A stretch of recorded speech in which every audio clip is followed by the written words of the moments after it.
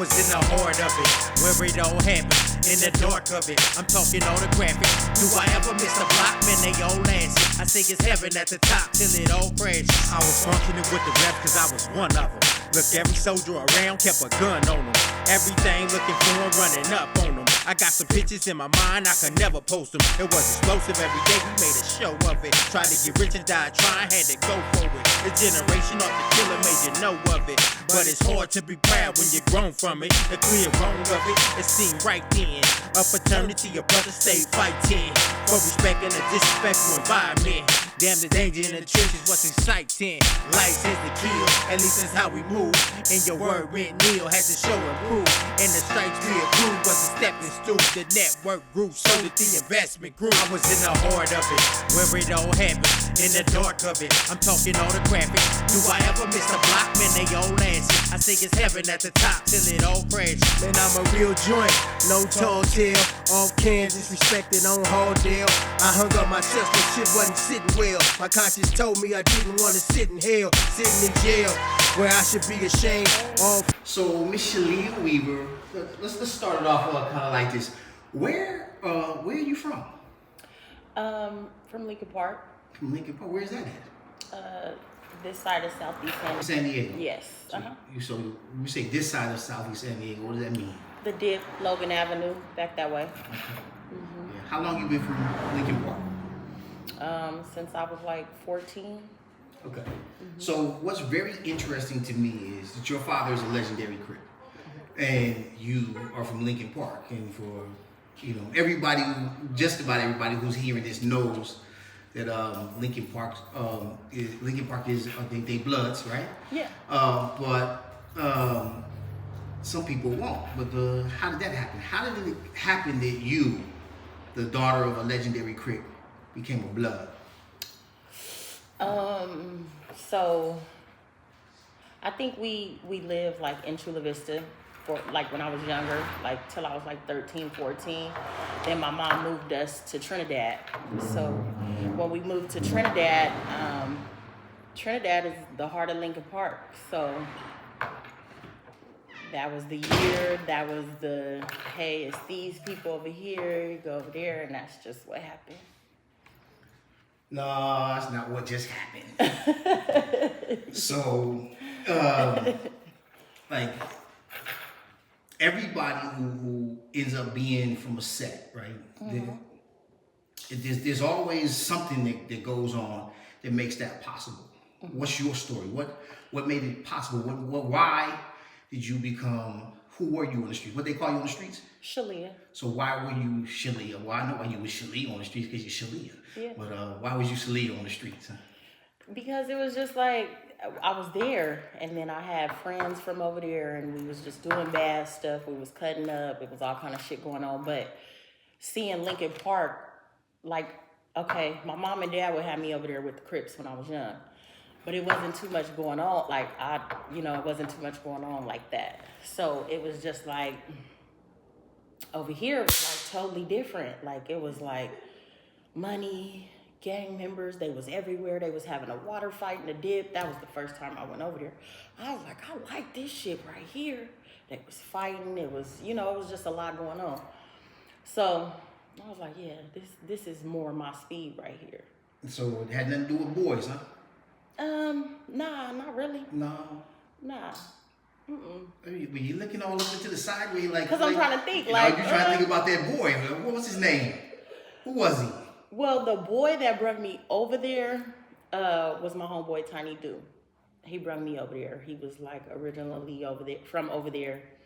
Went over there with him. That's when I seen that water fight when I went over there with him. And since then it was, So did you ever get put on your set?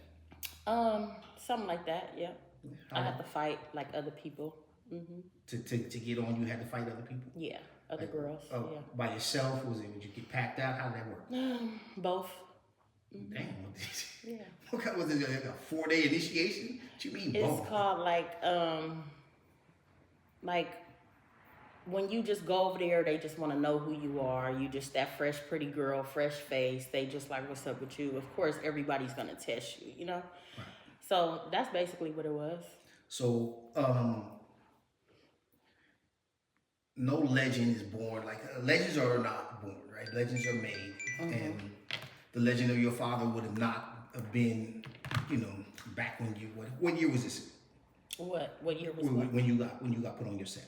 Like 98, 99. Okay. Somewhere in there. So in 98, 99, people know who Ricky Weaver was, but he wasn't Ricky Weaver necessarily the guy. So did that have an impact on the way that they treated you there, that your father was Ricky Weaver from the coast? No, not really. What happened Did with they that know? was one of my homeboys, he went to jail. He went to prison. And he came home, he was like, hey, your dad is Ricky Weaver, and I'm like, yeah. And then he told like everybody over there, but they didn't treat me no different or nothing like that. And you was never tempted to be from the coast? Never. Why? Like I said, that really wasn't my speed over there. This was my speed. Okay. Over there in the deal. So I'm not from San Diego, so you're going to have to explain that to me. I get that. If you was telling me that in LA, like this place was a little slower, like I don't understand what that means here, so you have to explain. I like money. Lincoln Okay. Park had a whole bunch of money. They had lowriders, they had green cars. It was just everything was green, and it was just money. You know, like it was everything. They had mansions, they had this. They had a lot of shit going on over there. So that was like more my speed. And the coast was like what we call in LA we call it the low bottoms, like was it the low bottoms? Yeah. Like they were just.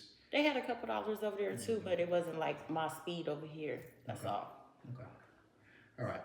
So as you grow through this whole little thing, how old are you when you first get put on your set? I think I was like 14. Okay. Yeah, 14. And this was like in 88 or 89, like 14 years old. You're a girl, right? You're not a dude. So, and I'm tempted to draw these parallels because the more and more I learn about Dago and the homies here in Dago, I'm really understanding that there's very little daylight between what was going on in LA and what was going on in Dago at that period of time. Now I know banging kind of evolved differently down here, but so back then, what was it like being a girl who was banging from Lincoln Park? It wasn't bad for the girls.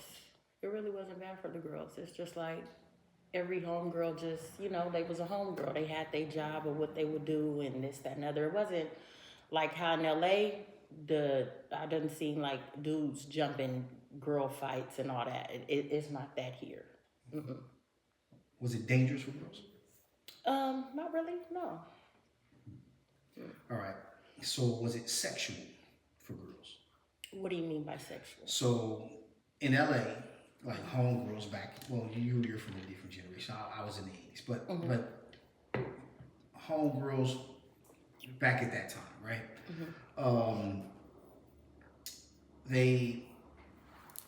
Their function wasn't to be like a dude, right?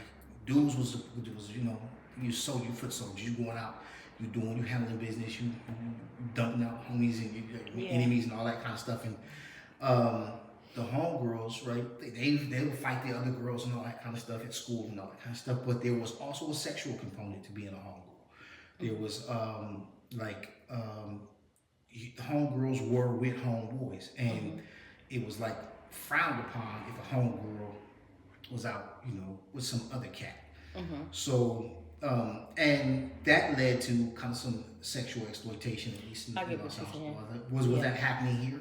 It was happening here. I know, like, a couple of people that happened to, But they was later on down the line. That's like a new thing. You know what I'm saying? It wasn't like that generation. So that generation, homegirls were not like, men and women are always sexual. So I don't they were just boyfriend. So girlfriend basically, type what of you things. asking me is like, is it like, do girls over there get fucked in they set? Is that what you're asking me? Well, I know they get fucked in they set. Yeah. So that's what I'm saying. That's not what I'm asking. I'm asking, was it exploitive? right, was the sex exploitive, where homegirls, did they feel like they had to be, you know, A lot of sleeping them, with yeah. homeboys that they necessarily didn't want to, but Yeah. because this homie had, you know, a rep or whatever, or, you know, and he say, or there, you know, parties where women were pressured differently. Yeah, there's a lot of that going on. Okay. Yeah. Yeah. Me, you know, I'm not gonna, like, I wasn't a part of that. I liked who I liked, and if I liked you, I was dealing with you, you know? I wasn't. People are still engaged in means that you are somehow broken or wrong.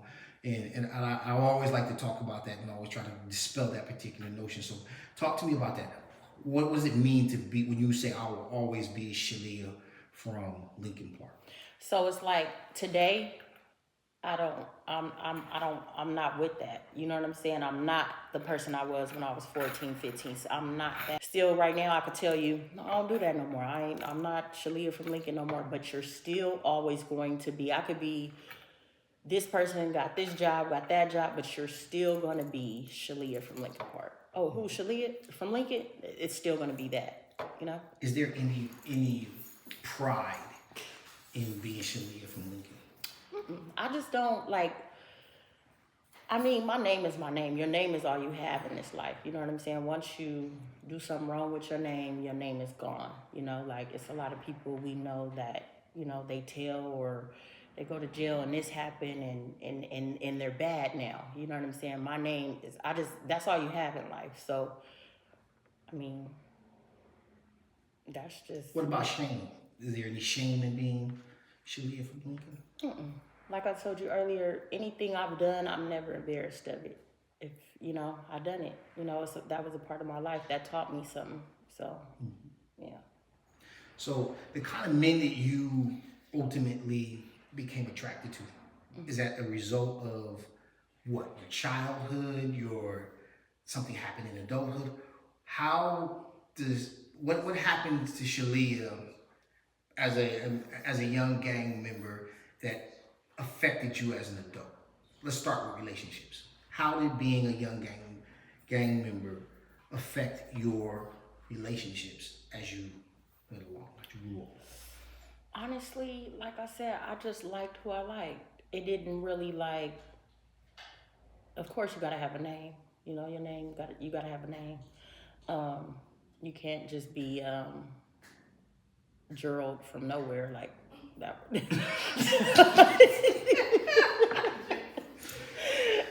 But Gerald didn't have a chance?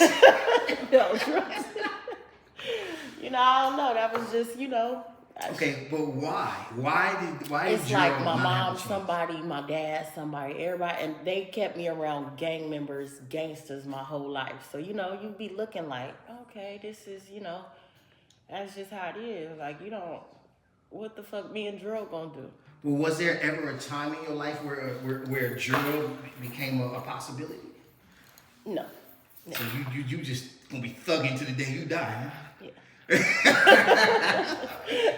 Ain't mad at you. Right. Yeah. And some people don't understand that, right? Like there's there's a thing, right? There's a thing that it's kind of like get under your skin a little bit, right? Like, you know, and you just like what you like. And sometimes we know we just really attracted to people who are just kind of about that. Yeah. And but so I'm gonna talk about Gerald for a second, right? There is really no Gerald. I just use that. Okay. All right, cool. I'm talking about our metaphorical Gerald for a second, because what I want to know about this guy is, if this square dude, like, who's not in the life at all, but you know he got a little gangster in him, like this dude, like he with the business, like does he have a chance, or does he just have to be like from the streets? No, if he got a little gangster in him, and you know, I see, like, you know. But since the date, you ain't had no Geralds. I ain't had a Gerald yet. Okay. All right. So, how old were you when your father went to prison for the first time? Do you remember when your father went to prison for the first time? Yeah. The first time, I think I was real young. I don't remember that time, but the second time. So when you were real young, do you remember your father coming home from prison? Yes. How old were you when that happened? I think I was 9. Yeah, I think I was 9. What was that like? It was cool. It was real cool. Like, cause he was like, you got a dad, you know? It ain't just your mom. And what did it mean to like have a dad? Somebody that tell you yeah a lot, you know. Just something else to do, different stuff to do. You know, my dad, he used to take us to the beach. He liked the beach. He loved the beach. We used to go to the beach all the time, and that was something like I really, you know, really didn't do. But, you know, that, yeah. He was cool. Anything you asked for, yeah, it was just always yeah. Oh, he wasn't a yes man, he was a yes dad, huh? Yeah. All right. And what was it like not having a dad? My mom pretty much held it down. You know, she did her thing, so it just was like, damn, but if my dad was home, I probably could go do this. She said no, but my dad would probably say yeah. You know, that was more. Okay, but you know, being a father, I mean, you're a mom, right? So you know that being a parent is not about saying yes. Yeah. Right, and it's about being present, and there are things that both young boys and young girls go through when having, you know, both mom and dad there are real important. So what are those things that happened in your life that you lost out on because your father was a gangster? Honestly, I didn't really lose out on nothing. You sound just like your father. I really didn't. I mean, I missed him, but my stepmom, she used to take me to see my dad all the time. I used to love going to the prison. We used to get all the food, all the snacks. Like I used to have a ball at the prison. But so it was like I was still okay. We gotta go see my dad. We used to go like Friday, Saturday, Sunday, or whatever. Yeah. So we just used to have fun. Well, that's actually at the prison. We made the best situation out of what we could do. Yeah, it's actually a rarity, right? Most people who are in prison don't get to see their kids on a regular, right? Like, and to be able to have that relationship that was kind of special. Yeah. So I can dig that. Yeah. You say that the absence of a father didn't have any effect, or you didn't say it didn't have any effect on you. It was just that the effect was minimized by what? Who in your life stepped up to kind of fill that void? I think I didn't like really go through it till like I was a teenager. You know what I'm saying? Probably like teenager age. And that's the second time. Yeah. That he was in prison. Yeah. And how old was he when he left the second time? How old were you? Shit, I think 10, 11. He didn't stay home. When he came home from that, he probably stayed home 11 months and was right back and never came back. So, but yeah, it was like, you know, it probably didn't bother me till I was like a teenager, but it really wasn't no like rah, you know? No. I knew my dad. I knew my dad loved me. I knew all that. Like, we talked, everything. Like, everything was cool. So, you know. Yeah. So my father, I didn't really learn like who my father was. Like, I was probably in my 50s or late 40s when I learned who my father really was. Right. But when I did, it kind of made everything really kind of clear for me. Like, come together. It made everything come together. Like, oh, wait a minute, this makes sense why I am the way I am. It makes a lot of sense to me. What makes sense about you being the way you are, having been raised by Ricky? Well, your mom too. So, like, being raised by two gangsters. Shit, I'm kind of off. I think, I don't know. Sometimes I'll be like, damn, girl, you crazy. And then sometimes I'll be like, no, you ain't. But then I think like, shit, Ricky and Sophie. Like yesterday, Layla said, she was like, you know what, girl? Your mama and your daddy some gangsters. I said, yeah. So I think I'm really cool compared to them two. What you think? Yeah. I think I'm real chill compared to them two right there. So those moments. So do you feel that, like you say, okay, it's that nature versus nurture thing that people always talk about, right? And I mean personally, I believe it's a little bit of both, right? Like you get some things, you actually get some things from your parents that are intangible that you didn't know. I don't care if you ever met them or not. Like you're gonna get some stuff from them. Yeah. And what do you think you got from your parents that you, if you could, you like kind of put that in a box somewhere and like give it back? Ooh, like the craziness. Like sometimes when I go there, I be like, damn, I went there like that. But it just be like, you gotta think, cause it's like the way my mom used to go off on me, she never would talk to my kids like that or anything. But I just be thinking like, damn, I don't talk to them. My mom used to cut up on me. Y'all got it good. Like my dad, he just a nut. I ain't a nut. I'm like, you know, but okay. Yeah, he got a switch like that. He that, does. that if it goes off, it kind of It's a wrap. Yeah. yeah. You don't have that switch. I don't have that switch. I mean, once the switch turns on, everything is up. Are you a 0 to 60 kind of girl? Like you just once you get mad, you just go. No, it takes a lot to get me there. A lot, because you gotta think I'm a Gemini too. So it takes like a long time to get me there. But once I'm there, everything's done. Has that always been the case? Have you always been like kind of chill and then you have to build to it, or you ever been a hothead? Always. Okay. Always, like, yeah. Mm-hmm. And so you as a person, right? We're all a function of everything that we are. Who are you? Today? Yes, today. Who are you? Today, I'm a mother, I'm a grandmother, I'm a sister, I'm the oldest of 6. You know, I'm like mommy mode. I'm not even that no more, you know? Like, I love who I love. I got a small little circle now, and I love them people to death, do anything for them. And that's it. So how do you see your role in life? What do you see yourself as? Who do you see yourself as? Other than mom and sister.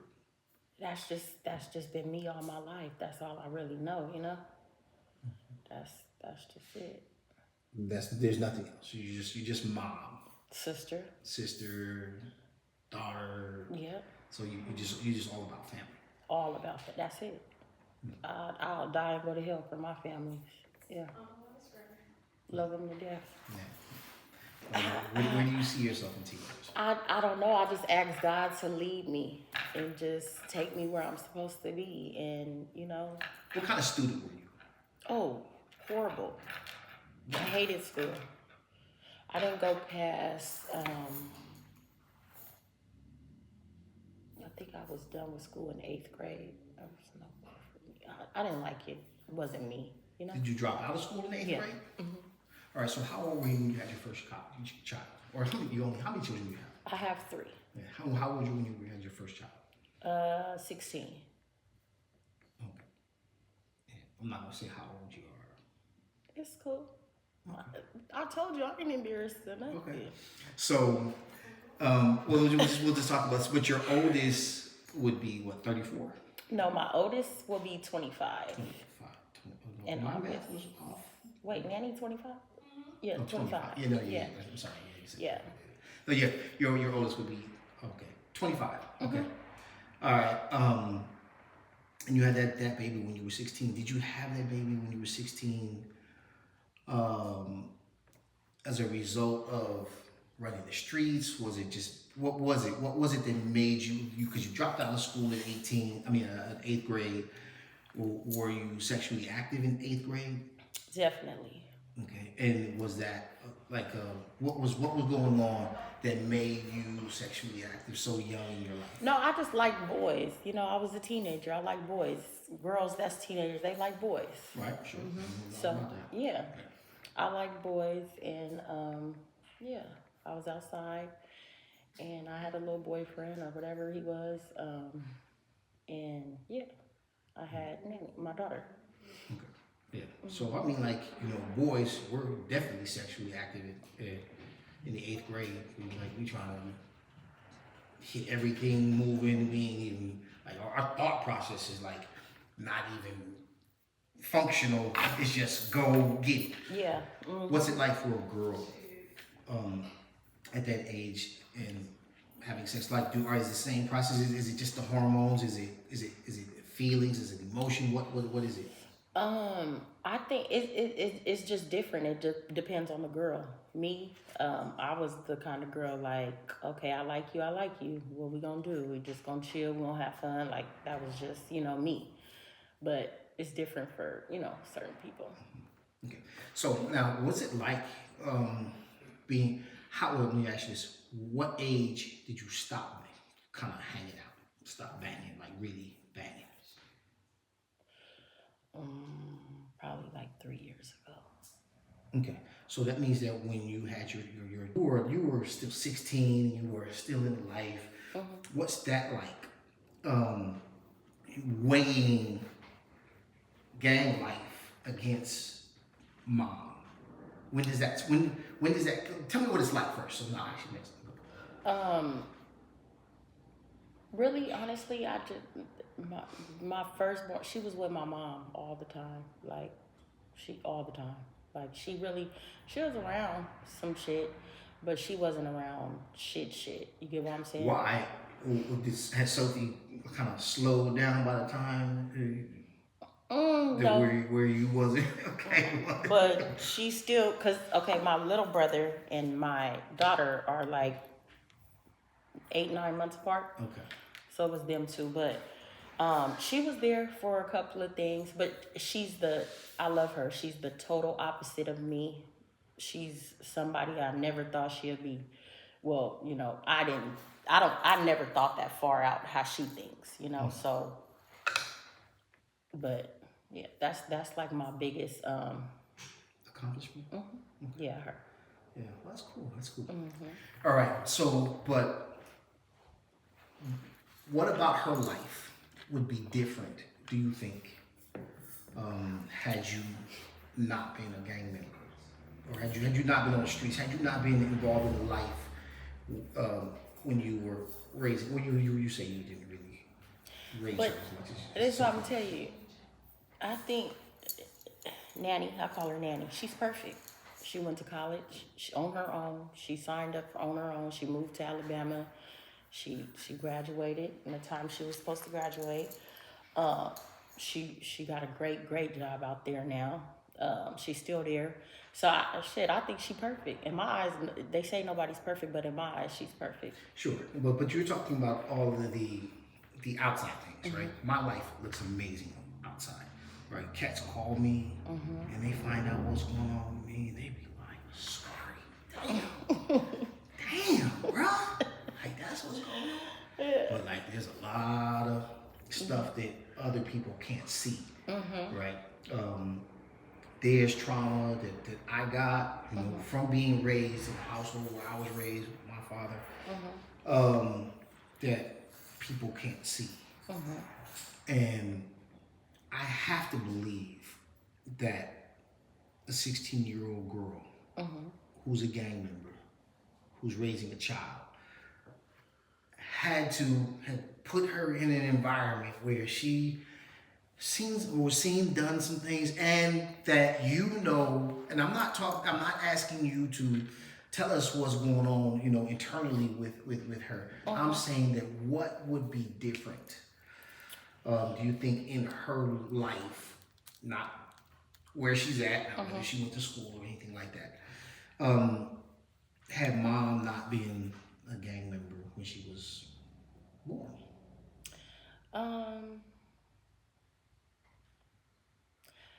What would she have not experienced? Let me ask you that. She wouldn't have experienced being over there, Bay Vista, in the apartments all the time. She wouldn't experience that. That's one thing I wouldn't have really had her around, you know? So, as a mom now, and you're still a mom, right? You're never not a mom, right? Yeah. So, what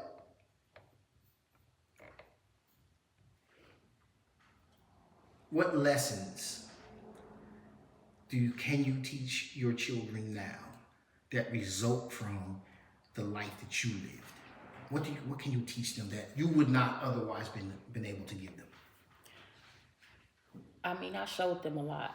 I let them see like everything that was really going on. So it's just like, I'm gonna show you this is what's gonna happen. This went on, and then either this gonna happen or that's gonna happen. It's only two things that's gonna happen. You're gonna die or you're gonna go to jail. So if y'all don't want neither one of these, just go on and live this life over here. Because y'all seen what happened to him. Remember I told y'all this was gonna happen to that person and this was gonna, and y'all seen it happen multiple times. I showed y'all, told y'all, and that's just that. That's just how life goes, and my kids are totally different from me. They ain't no squares though, but they're totally different. Well, that's good. Maybe. Yeah. So, let me ask you this. What, if any, effect did being the daughter of Ricky Weaver have on your life at all? And if you say it had no effect on you, I'm gonna flip this damn table over.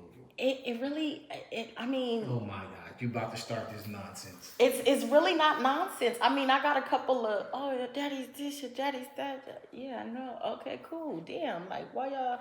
No, when you go to the prison, you know you gotta root through... I said, that's what they was doing in there. You know, like...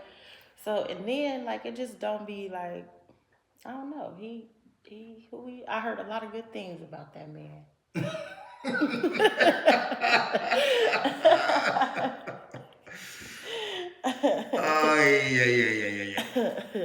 All right. So I'm just getting something about the dig. Is you playing? Okay. No, okay, go ahead. So your position is that your father, and it doesn't matter whose father, that a father of any legendary status, that there's no impact on the child, right? Like there's no that having Ricky Weaver as your father had no impact on you at all. What do you mean, bad impact or no, just impact? Like from other gang members? Is that what you said? I mean, like, what did Ricky Weaver, being your father, how did that affect you in your life? How does it affect you now? Shit, that's my boy. That's my partner. We hot and cold. All right, but that's your relationship. How does him being your father affect you now? It doesn't affect me. I mean, you don't think it affects you, but it does. Okay, dig a little deeper so I can understand. People say, Shelia, Ricky Weaver's daughter, right? People will say that, right? Right. Or they'll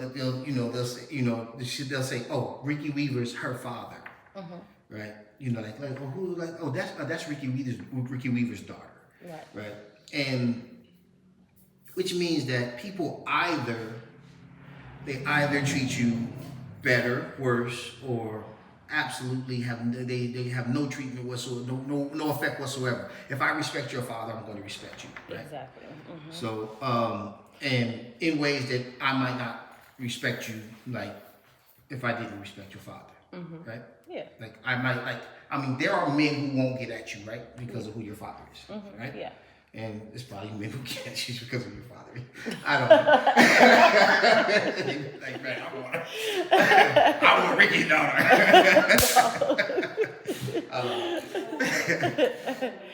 But so I mean that had to have an effect on you, right? Like that. Have you had to navigate anything in relationships because your father was Ricky Weaver? Have you had to stay away from certain men, or not? Have you had to stay away from certain places because your father is Ricky Weaver? Yeah. Yeah. I have to stay away from certain places because, and I mean, but Do you now still have to stay away from certain people and places? honestly, I never, no. Now, I go where I want to go. No, I've never really met nobody that really had anything bad to say about them. But I have had a situation where, oh, you better be lucky your daddy, because I would, Yeah. Yeah. Well, that's a nice thing for somebody to say. I know, Hey, right? you know, I don't know what the would be, but it didn't sound good. Yeah. Yeah. All right. So let me close this by asking this.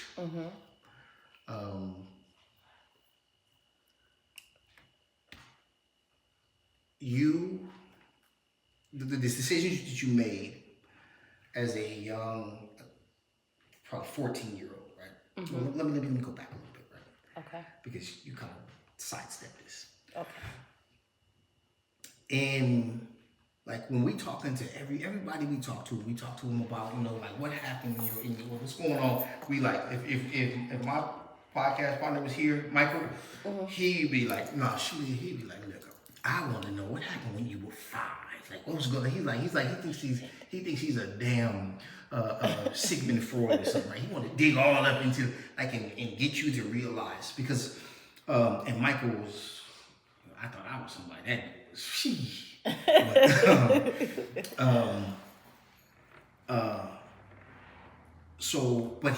what he says is like he said, like, man, nobody is born turned up. Nobody like, and to make the decision to become a gang member, you're not actually making a decision that's based in knowledge or understanding, right? Because basically only children become gang members. Right. You almost never see adults become gang members because that's be the goofiest thing in the world to do, right?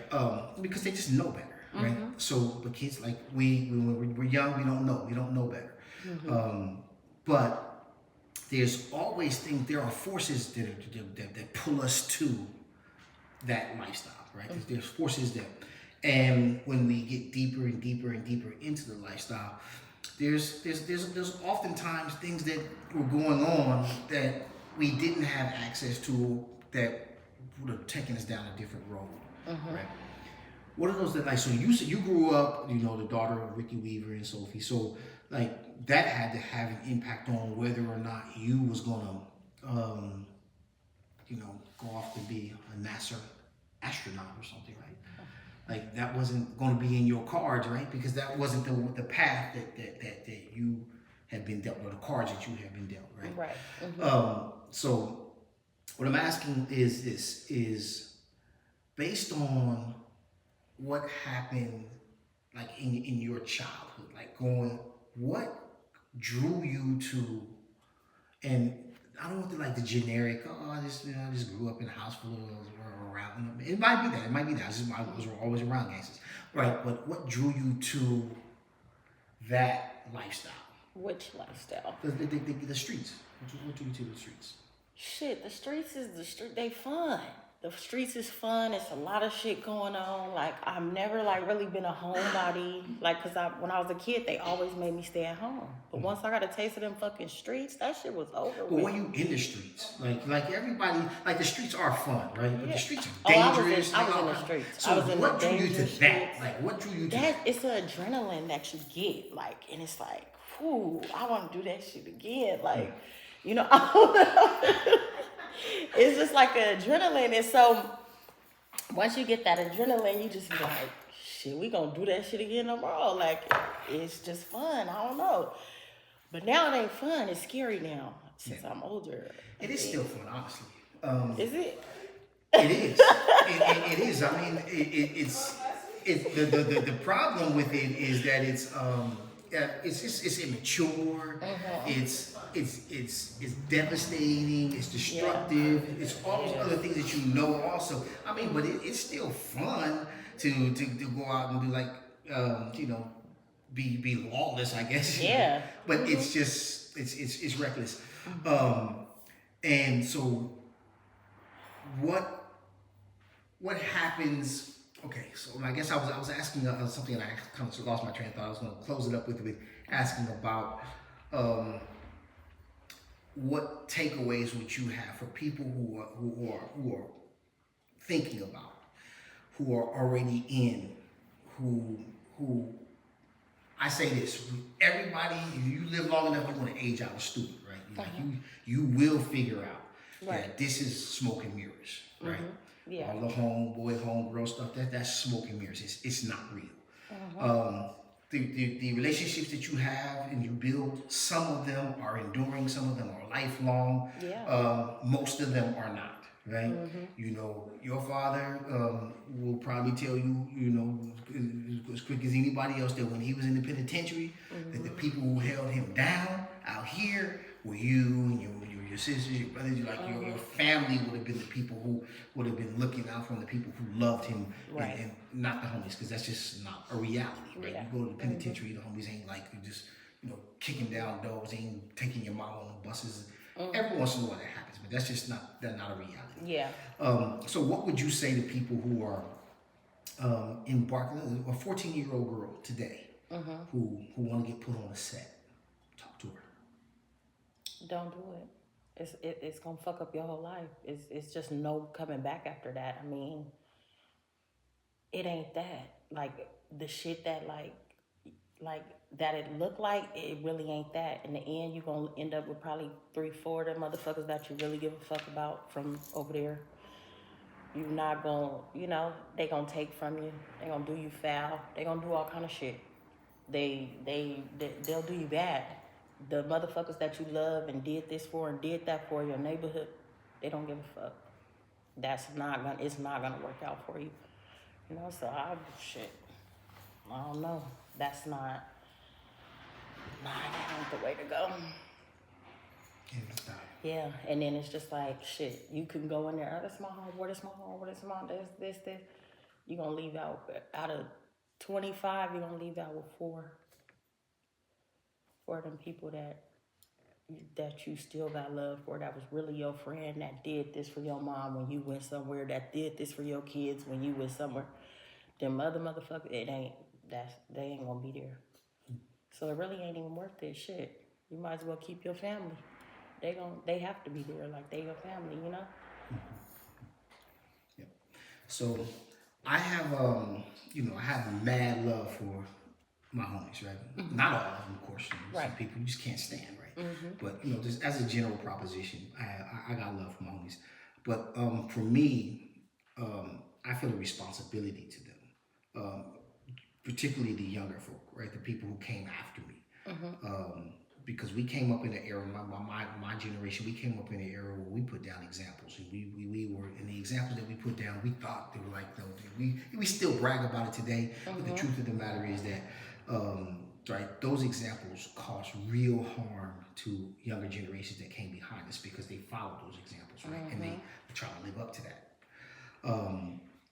So for me, I feel a responsibility to kind of heal that harm, right? That's always been like my thing. I feel that kind of responsibility to reach back into my neighborhood, my set, and try to figure out ways to bring 1 or 2, 3, 4, 5, how many other people I can bring and lift up, to kind of lift them up, because this thing tears you down and it destroys you.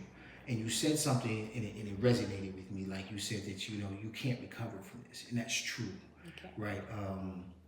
You know, even, you know, I've been to the pen a couple times, right? And even the dude I was when I got out of the penitentiary the first time, and the dude I was when I got out of the penitentiary the last time, right?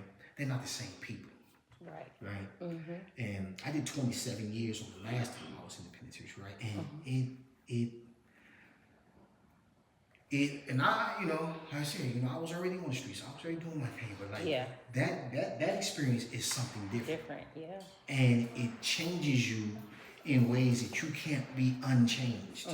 And I used to say I'm broken in ways that can't be fixed, and I don't like to use that language anymore. But that's how I used to feel about it. Like, man, they think it's something. There's a brokenness, or there's something that happens to you. There's a transformation that happens to you as a result of living that life and going into those places and living in those places that you can't fix, right? And that same thing is true of being a gang member, right? So my thing is this, right? That there are those who don't come out the other side. They don't come out well, right? Yeah. We can look at them and we see, you know, you can see the difference between the people, the Georgia, I mean, there was the Geralds of the world, right? And the other cats. You still on Gerald. Right? You know, the difference between them people, like how they live at the age of 50 and 40, 50 is very different. Yeah. Right? And so this is my final question would be this, that do you feel any responsibility to young women who hear about who Shelia was and try to follow in that example? Do you feel a responsibility to kind of let them know that? Yeah, because it's certain homegirls, little homegirls that I love, and I'll tell them like, that ain't right. It's gonna turn out like this, and it's gonna turn out like that. You shouldn't even fuck with that shit. I'm telling you, this gonna happen, that's gonna happen. And you know, but a lot of them, I just be like, they already got them. I can't say shit. You know what I'm saying? Yeah. So I you know. They'll come around, but sometimes it's just it's too late. Yeah. And I just be feeling bad for them because it's like, shit, I told you. But I don't like using the word I told you. I don't like using that word because shit, somebody told me. And I wasn't listening. I didn't give a fuck. But, yeah. Well, we thank you for coming on Gangsta-Gangsta. Yes, thank you for having me. Hopefully, this will be a very nice episode that you enjoy and like. And after we throw him in the hopper, edit him up, and put him back out there to you, be like, oh yeah, this is fine. Okay, right. Because I'll edit all that out. Okay. All right. So, Shelia, do you have any parting words? Anything final things you want to say? No. Thank you for having me, and no, that's it. All right. Miss Shelia from Lincoln Park. No. I told you that's not me no more. Just Miss Shelia Weaver. Yeah, just Shelia Weaver. That's it. All right. Yeah. All right. That's Ricky. That pretty Ricky little girl. That's your dad behind you right there. That's Ricky Weaver. You and Ricky Weaver. That's a cute picture. That's I was toe up. Yeah. All right. All right. Thank you. Yeah. I was in the heart of it, man. I was in the heart of it, where it all happened, in the dark of it. I'm talking all the graphic. Do I ever miss a block? Man, they all answer. I think it's heaven at the top till it all crashes. I was functioning with the rap cause I was one of them. Look, every